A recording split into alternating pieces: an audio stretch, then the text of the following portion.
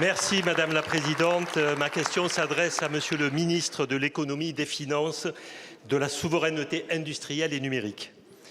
Les sociétés Thales Alenia Space et Airbus Defence and Space, fleurons de l'industrie du spatial, seules sociétés à produire des satellites reconfigurables, dont l'État est actionnaire à hauteur respectivement de 26 et 11%, prévoient des suppressions de postes massives. Pour Thales Alenia Space, 1300 postes seront supprimés en Europe d'ici fin 2025, dont 1124 en France, notamment à Toulouse et à Cannes.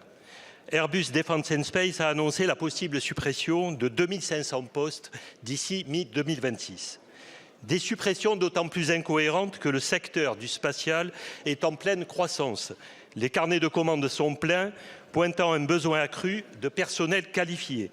Plusieurs milliers d'emplois sont ainsi menacés pour l'ensemble d'une filière stratégique, risquant d'entraîner une perte irréversible de compétences essentielles à notre souveraineté nationale et européenne.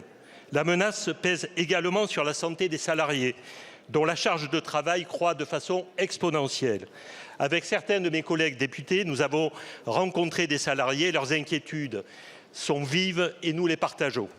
Nul besoin de vous rappeler à quel point le contexte international actuel souligne l'importance de l'industrie spatiale pour les opérations militaires, le renseignement et les communications sécurisées.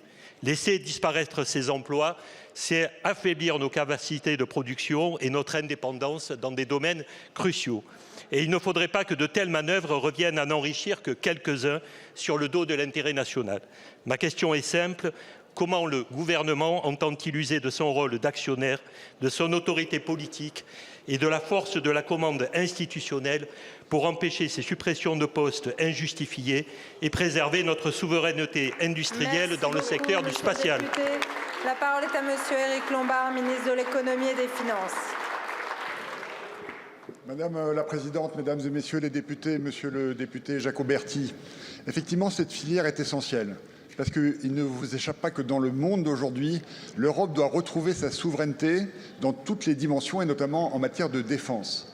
Et la défense spatiale, les réseaux de satellites sont un élément essentiel et on l'a vu récemment si nous ne voulons pas dépendre de M. Elon Musk pour notre couverture spatiale. Et je pense que c'est partagé sur tous les bancs. Simplement, les deux sociétés que vous citez sont confrontées à un changement industriel qui est le suivant.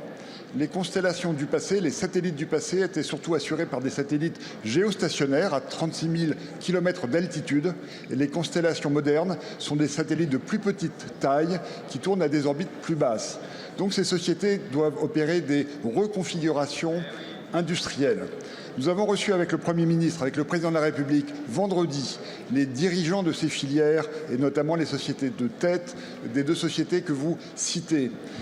Les réorganisations dont vous parlez sont des réorganisations industrielles qui se font par des mobilités internes en respectant les compétences qui sont très fortes des salariés de façon à ce que ces salariés qui faisaient les satellites du passé puissent être mis sur des postes où ils fabriquent les satellites du futur et qui vont ainsi assurer notre souveraineté et la souveraineté assurée par les sociétés Eutelsat et OneWeb qui effectivement sont détenues en partie par l'État.